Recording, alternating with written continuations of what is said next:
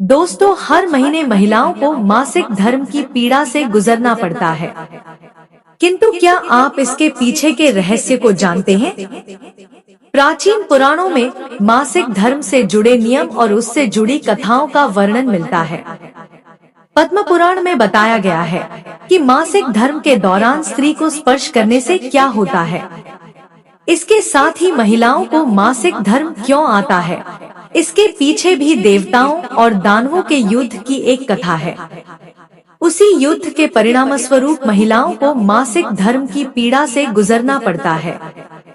आइए जानते हैं भगवान विष्णु ने देवी लक्ष्मी को इस विषय में कौन सा रहस्य बताया है। दोस्तों, एक बार माता लक्ष्मी और भगवान विष्णु क्षीर सागर में शेषनाग की शैया पर विश्राम कर रहे होते हैं। तभी देवी लक्ष्मी भगवान विष्णु से पूछती है कि प्रभु, आज मेरे मन में शंका उत्पन्न हो रही है, केवल आप ही मेरी शंका का समाधान कर सकते हैं। भगवान विष्णु कहते हैं, हे प्रिय, तुम्हारे मन में जो भी शंका हो निसंकोच होकर पूछो, मैं तुम्हारी सभी शंकाओं का समाधान अवश्य करूंगा। देवी लक्ष्मी कहती है, हे प्रभु, किस श्राप के कारण स्त्रियों को मासिक धर्म की पीड़ा सहन करनी पड़ती है? मेरा दूसरा प्रश्न यह है प्रभु, एक रजस्वला स्त्री को कौन से कार्य नहीं करने चाहिए जिससे उन्हें पाप लगता है? भगवान विष्णु कहते हैं, हे देवी, आज तुमने मानव जाति के कल्याण के लिए बहुत ही उत्तम प्रश्न किया है। तुम्हारे इन सभी प्रश्नों का उत्तर देव शर्मा की इस प्राचीन कथा से प्राप्त हो जाएगा। इस महान कथा का श्रवण करने मात्र से ही समस्त पापों का नाश होता है। जो भी पति पत्नी इस कथा को ध्यान पूर्वक सुनते हैं, उन्हें सौभाग्य की प्राप्ति होती है। इसीलिए हे देवी, आप भी इस कथा को ध्यान पूर्वक सुनिए। देवी लक्ष्मी कहती है, हे प्रभु, यह देव शर्मा कौन थे? उनका आचार विचार कैसा था? मैं इस कथा को अवश्य सुनना चाहती हूँ। कृपया आप इस कथा को मुझसे कहिए, मैं ध्यान पूर्वक पूरा अवश्य सुनूंगी।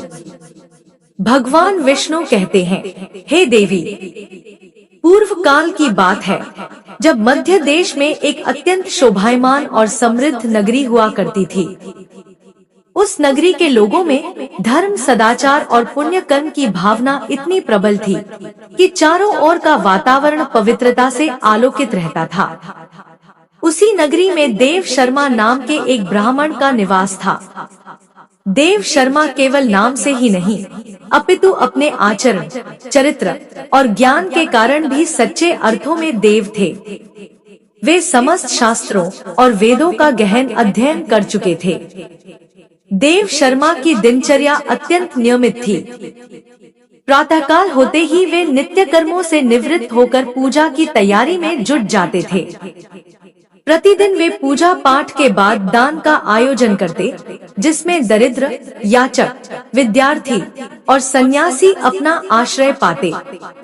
उनका यह स्वभाव था कि कोई भी व्यक्ति उनके द्वार से खाली हाथ ना लौटा।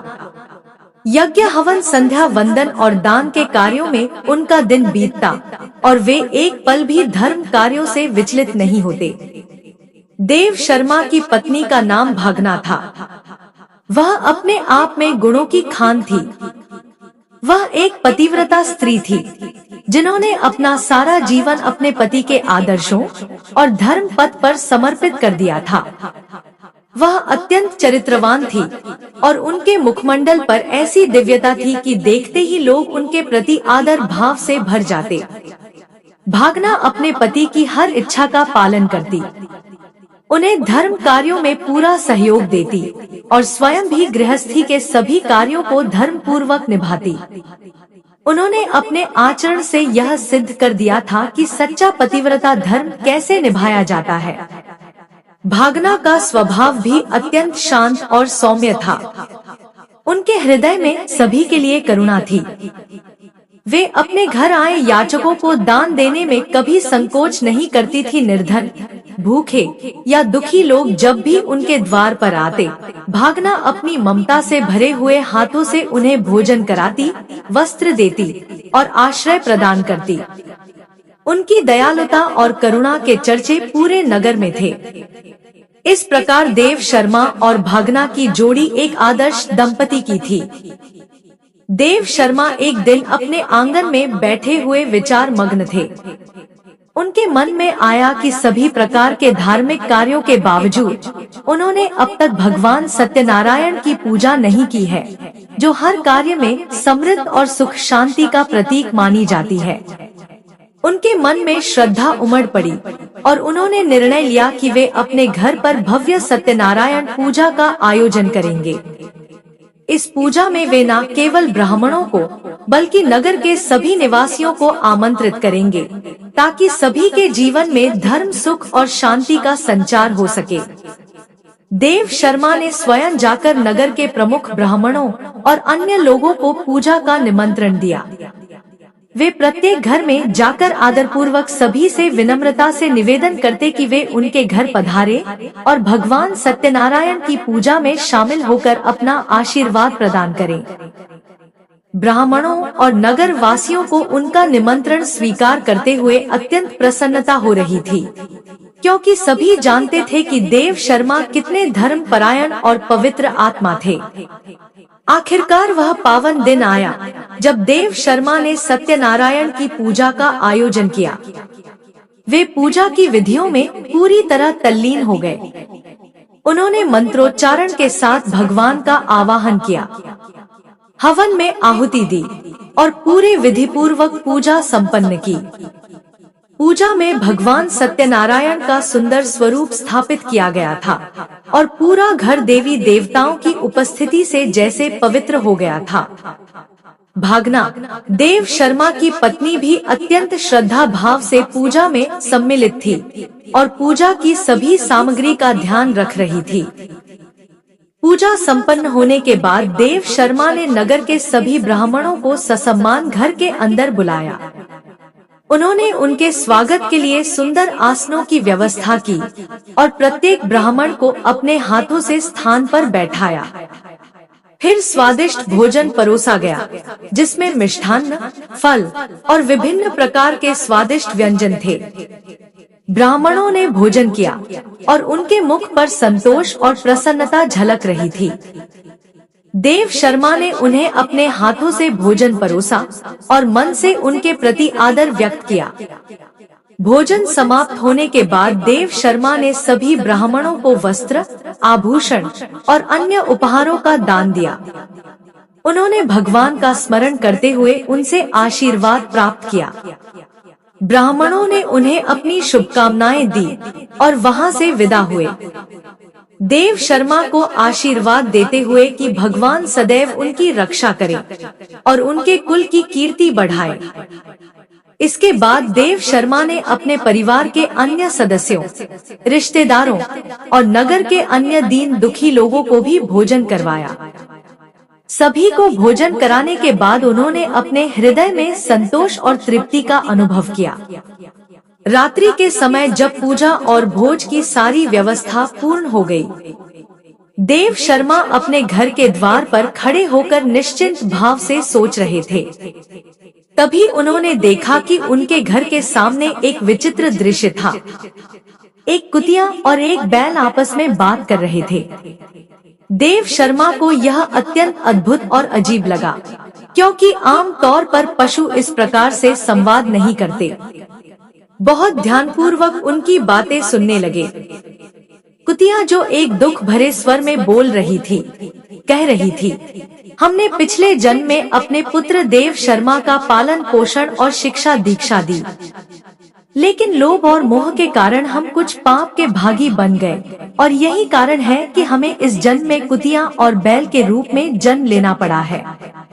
बैल ने गहरी आवाज में उत्तर दिया, हाँ, हमारे पापों का प्रतिफल है कि हमें ऐसे शरीर में जन्म लेना पड़ा है, लेकिन हमारा पुत्र देव शर्मा इतना धर्मात्मा है, इतना पुण्यशील है कि उसकी पूजा और धर्म कार्यों के फलस्वरूप हमें भी मुक्ति की आशा है। यह सुनते ही देव शर्मा स्तब्ध रह गए। उनके सामने साक्षात उनके माता पिता थे, जो पिछले जन्म के पापों के कारण इस जन्म में पशु योनि में जन्मे थे। उनका हृदय करुणा और प्रेम से भर गया।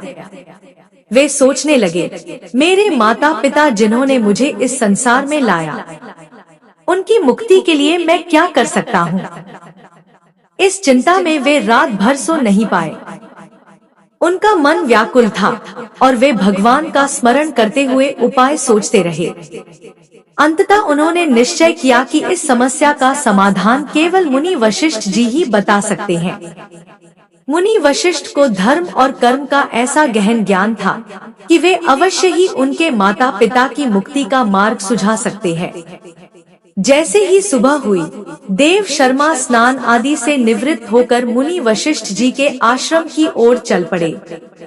आश्रम पर आते ही मुनि वशिष्ठ जी ने देव शर्मा का स्वागत किया। वशिष्ठ जी कहने लगे, हे ब्राह्मण श्रेष्ठ, आज किस कारण से आपका हमारे आश्रम में आगमन हुआ है? आप दुखी दिखाई पड़ते हो, आपके दुख का क्या कारण है?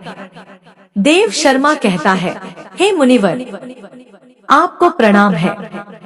आपके दर्शन से आज मेरा जन्म सफल हुआ है।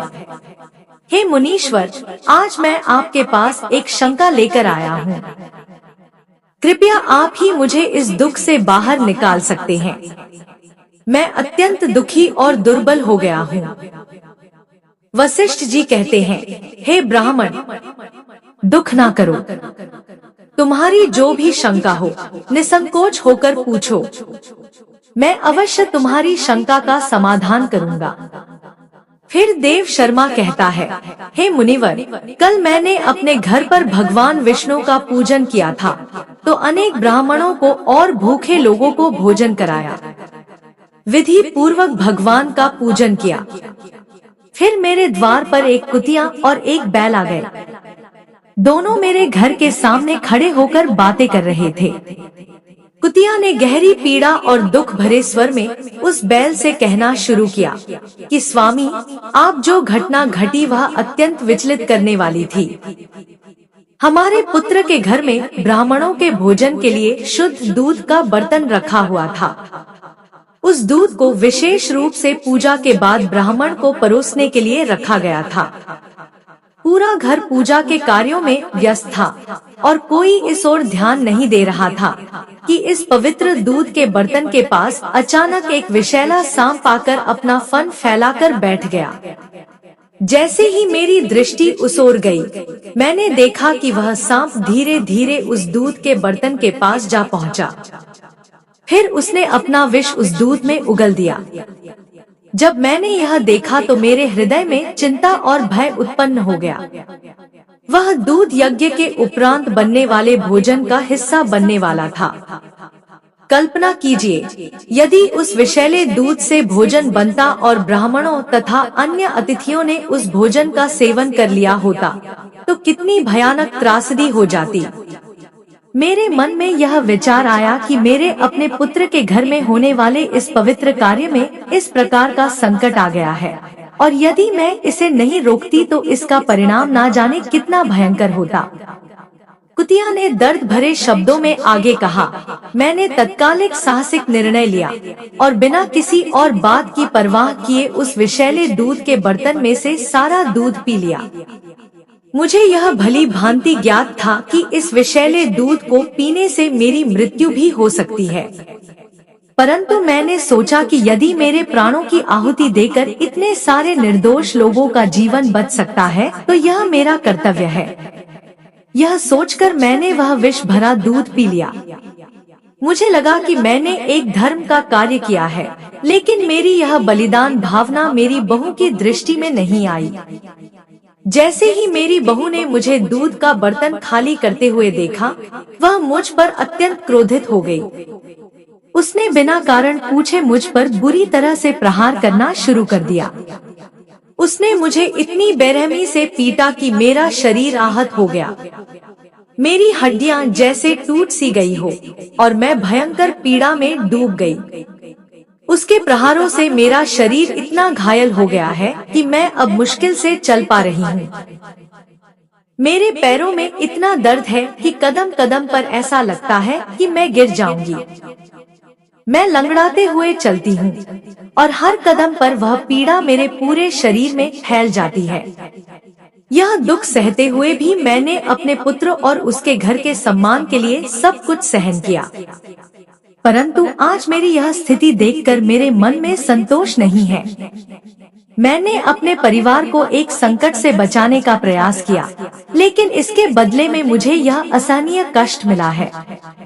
देव शर्मा कहता है, मुनिवर, उस कुतिया की करुणा कथा सुनकर बैल के हृदय में एक गहरी वेदना उमड़ पड़ी। उसने भारी स्वर में गहरी उदासी के साथ अपनी कथा कहनी शुरू की। हे प्रिय, तुम्हारे पीड़ा ने मेरे हृदय को कंपा दिया है। हमारे साथ जो हुआ वह अन्यायपूर्ण था और तुम्हारे त्याग का प्रतिफल देखकर मुझे भी दुख हो रहा है। परंतु अब मैं तुम्हें अपने दुख का कारण सुनाता हूँ, जो शायद तुम्हारे दुख से अलग नहीं है। मैं भी एक समय इस ब्राह्मण देव शर्मा का पिता था।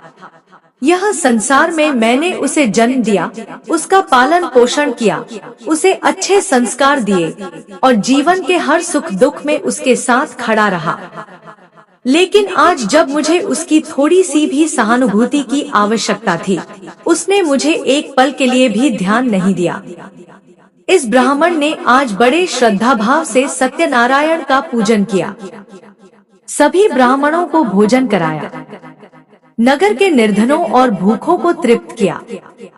उसने हर अतिथि का सम्मान किया और सबकी सेवा में मनोयोग से लगा रहा। हर कोई उसकी उदारता और दयालुता की सराहना कर रहा था। घर में हर किसी के लिए भोजन और जल का प्रबंध किया गया, परंतु उसने मुझे एक मुट्ठी घास नहीं डाली, मुझे जल तक नहीं दिया। मैं वहाँ खड़ा उसे देखता रहा, सोचता रहा कि शायद वह हमारी ओर देखेगा, मेरे लिए भी कुछ करेगा, परंतु उसने एक बार भी मेरी ओर मुड़कर नहीं देखा। मैं जानता हूँ कि इस जन्म में एक पशु के रूप में हूँ। शायद उसके लिए मैं अब केवल एक बैल हूँ, परंतु मेरा हृदय तो वही है जो पिता का था। मैंने सोचा था कि भले ही मैं पशु योनि में हूँ, परंतु वह अपने कर्मों से मुझे आदर देगा, मेरी देखभाल करेगा। परंतु मुझे यह देखकर गहरा आघात पहुंचा कि उसकी सारी दया और करुणा दूसरों के लिए थी। यह सोचकर ही मेरे हृदय में असहनीय पीड़ा उत्पन्न हो जाती है कि मेरा अपना पुत्र, जिसे मैंने अपना सब कुछ देकर बड़ा किया, आज मुझे भूखा प्यासा छोड़कर अपने धर्म कार्यों में व्यस्त है। उसके लिए मैं एक निरर्थक पशु बन गया हूँ, जिसे कोई भी आवश्यकता नहीं है। मैं खड़ा उसका मुंह ताकता रहा, परंतु उसने मेरी ओर तनिक भी ध्यान नहीं दिया। सभी दान और पुण्य कर्म मेरे लिए जैसे शूल बन गए, क्योंकि उसमें मेरे प्रति कोई सहानुभूति नहीं थी। इसी उपेक्षा और तिरस्कार से मेरा हृदय दुखी हो गया है। मेरे लिए अब यह जीवन बस दुख का ही प्रतीक है। फिर देव शर्मा ऋषि से कहने लगा, हे गुरुदेव, इस प्रकार से अपने माता पिता को कुतिया और बैल के रूप में ऐसा बोलते हुए देखकर मुझे बड़ा दुख हो रहा है। मुझे रात भर नींद नहीं आ रही है। हर क्षण मुझे चिंता सता रही है। मैंने कभी कोई पाप नहीं किया है, हमेशा धर्म के कार्य किए हैं, फिर भी मेरे माता पिता को ऐसे कष्ट झेलने पड़ रहे हैं। इसी कारण से आज मैं आपके पास आया हूँ। कृपया आप अपनी योग शक्ति से पता करके मुझे बताइए किस कारण से मेरे माता पिता की ऐसी दुर्दशा हुई है और उनकी मुक्ति के लिए मुझे कौन सा कर्म करना चाहिए। फिर गुरु वशिष्ठ ध्यान लगाते हैं और उस ब्राह्मण के माता पिता के पूर्व जन्म के कर्मों को देखते हैं और देव शर्मा से कहने लगते हैं, हे ब्राह्मण, तुम्हारे माता पिता ने पिछले जन्मों में घोर पाप किया है। उसी पाप के कारण आज उनकी ऐसी दुर्दशा हुई है। देव शर्मा कहता है, हे गुरुदेव, किस पाप के कारण मेरे माता पिता की ऐसी दुर्दशा हुई है? कृपया विस्तार से बताइए, मैं जानना चाहता हूँ। मुनि वशिष्ठ ने गंभीर स्वर में देव शर्मा की ओर देखते हुए कहा, हे ब्राह्मण देवता, तुम्हारा हृदय अपने माता पिता की पीड़ा से द्रवित हुआ है और यह तुम्हारी धर्म परायणता का प्रमाण है। परंतु तुम ध्यान पूर्वक सुनो, क्योंकि इस संसार में प्रत्येक दुख का कोई ना कोई कारण होता है और तुम्हारे पिता का यह दुख भी उनके अपने कर्मों का ही फल है। तुम्हारे पिता जो इस जन्म में बैल के रूप में तुम्हारे सामने खड़े हैं, पिछले जन्म में अत्यंत प्रतिष्ठित ब्राह्मण थे। वे कुंडी नगर के श्रेष्ठ ब्राह्मणों में से एक थे, जिनका विद्या और सम्मान पूरे नगर में विख्यात थी। परंतु उन्होंने अपने जीवन में कुछ ऐसे कर्म किए जिनके कारण उन्हें इस जन्म में पशु योनि में आना पड़ा है। एक दिन एकादशी का पवित्र व्रत आया, जो भगवान विष्णु को प्रसन्न करने के लिए अत्यंत महत्वपूर्ण माना जाता है। परंतु तुम्हारे पिता ने इस व्रत को विधिपूर्वक न मानते हुए दिन के अंत में भोजन कर लिया था। एकादशी के व्रत का पालन तो किया था, परंतु व्रत की समाप्ति पर भगवान के नाम का भोग अर्पित किए बिना ही भोजन कर लिया और इस दिन कोई दान पुण्य भी नहीं किया, यह जानते हुए भी कि इस दिन दान धर्म का विशेष महत्व है। उन्होंने अपने पास आए जरूरतमंदों और द्वार पर आई गायों को भी अन्न तक नहीं दिया।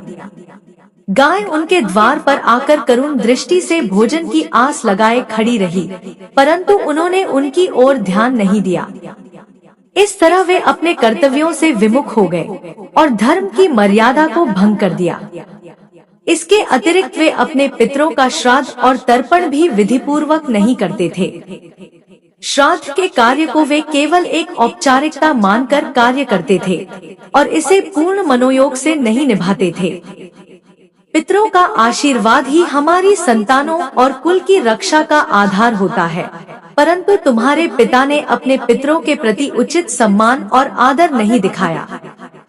सबसे महत्वपूर्ण बात है देव शर्मा, तुम्हारे पिता ने एक ऐसा पाप किया जो ब्राह्मण धर्म के विरुद्ध था। एक समय मासिक धर्म के दौरान ही उन्होंने तुम्हारी माता के साथ संबंध स्थापित किया, जो कि धर्म और शास्त्रों की दृष्टि में अनुचित माना गया है।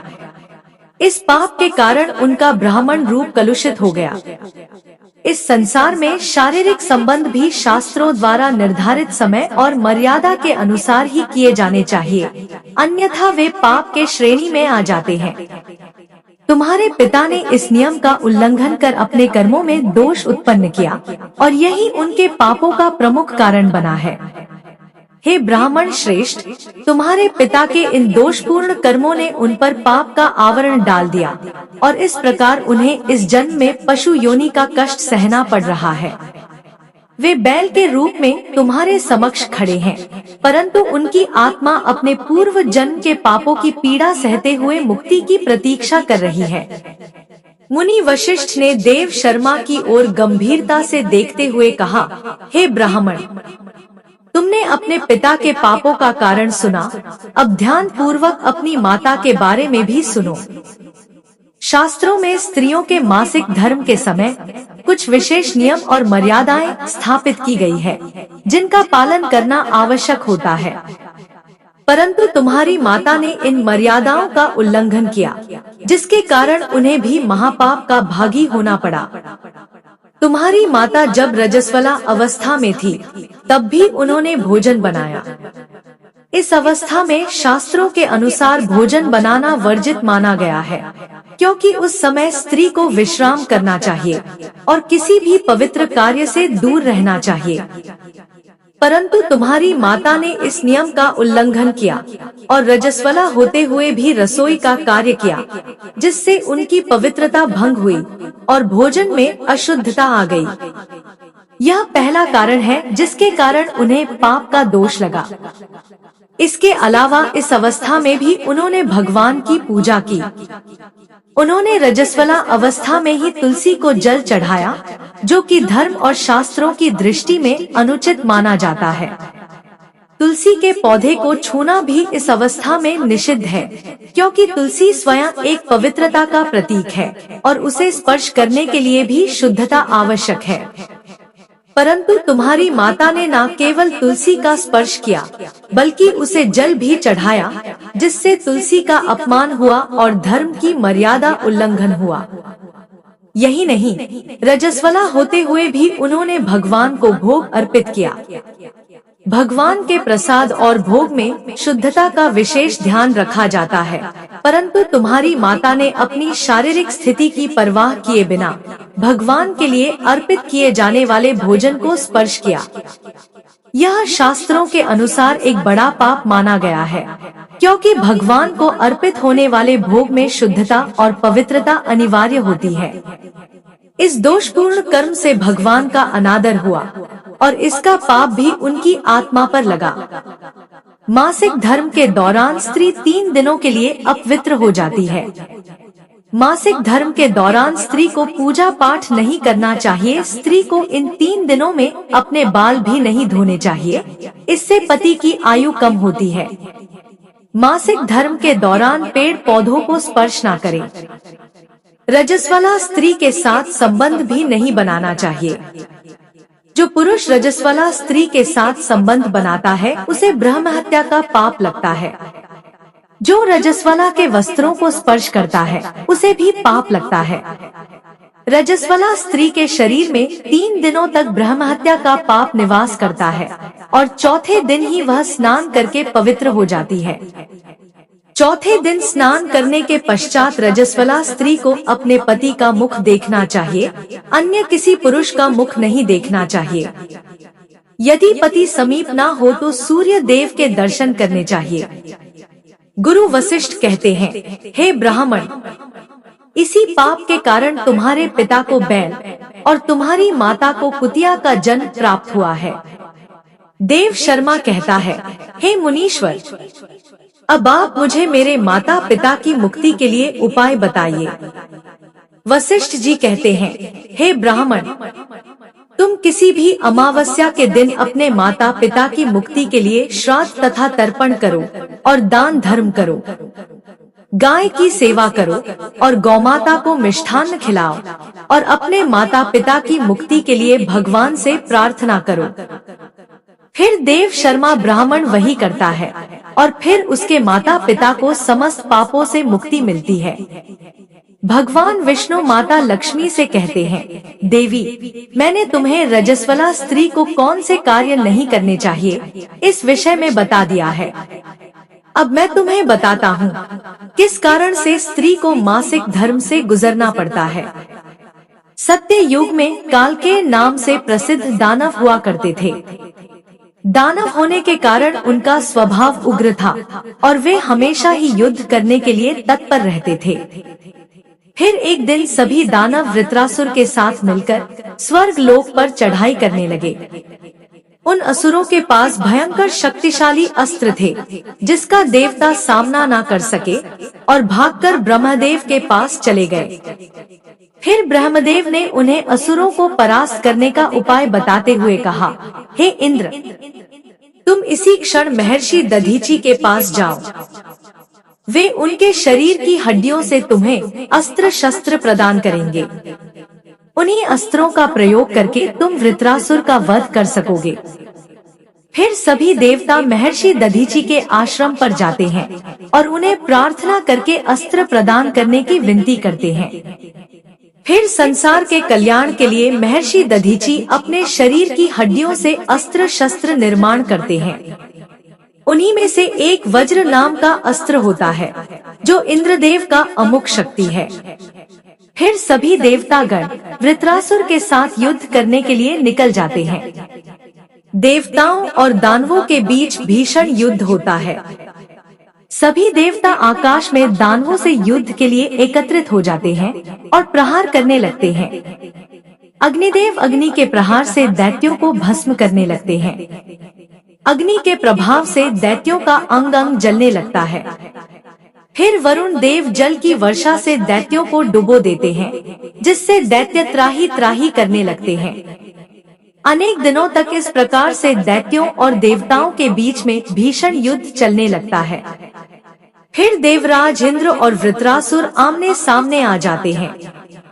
दोनों के बीच भीषण युद्ध होता है और फिर देवराज इंद्र अपने वज्र का प्रहार करके वृत्रासुर को मार डालते हैं। उस दानव वृत्रासुर की मृत्यु होते ही उसके शरीर से ब्रह्महत्या बाहर निकलती है और इंद्र का पीछा करने लगती है। फिर वह ब्रह्महत्या इंद्र के शरीर में प्रवेश कर लेती है, जिससे इंद्र को ब्रह्महत्या का पाप लगता है। देवराज इंद्र ब्रह्मदेव के पास जाते हैं और उनसे ब्रह्महत्या से छुटकारा दिलाने के लिए कहते हैं। फिर ब्रह्मदेव उस ब्रह्महत्या को इंद्र के शरीर से निकलने की आज्ञा देते हैं और वह ब्रह्महत्या इंद्र के शरीर से बाहर निकलकर ब्रह्मदेव से कहने लगती है, हे परमपिता, अभी तक मैं इस वृत्रासुर के शरीर में निवास कर रही थी, क्योंकि उसने अनेक ब्रह्मा हत्याएं की थी। जब इंद्र ने उसकी हत्या की तो मैं इंद्र के शरीर में निवास करने लगी। अब आप ही मुझे कोई उचित स्थान दीजिए जहाँ पर मैं रहूं। फिर ब्रह्मदेव कहते हैं, हे ब्रह्महत्या, मैं तुम्हें उचित स्थान देता हूँ। इतना कहकर ब्रह्मदेव ने ब्रह्महत्या के 4 भाग किए और कहा, हे ब्रह्महत्या, तुम्हारा 1/4 भाग अग्नि के भीतर रहेगा। जो भी मनुष्य अग्नि को आहुति नहीं देगा, तुम उसके शरीर में प्रवेश कर लेना। तुम्हारा दूसरा 1/4 भाग जल के भीतर रहेगा। जो भी जल में थूकेगा अथवा मल मूत्र का त्याग करेगा, तुम उसके शरीर में प्रवेश करोगे।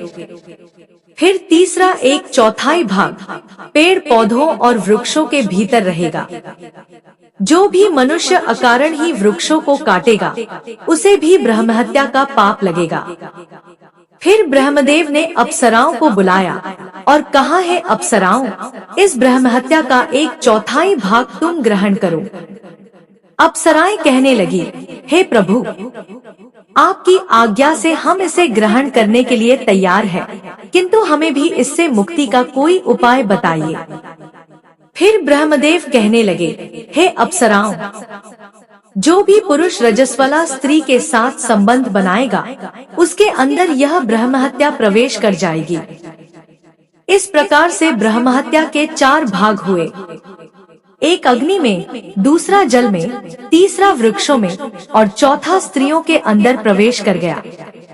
उसी ब्रह्महत्या के भाग के कारण स्त्रियों को मासिक धर्म आता है।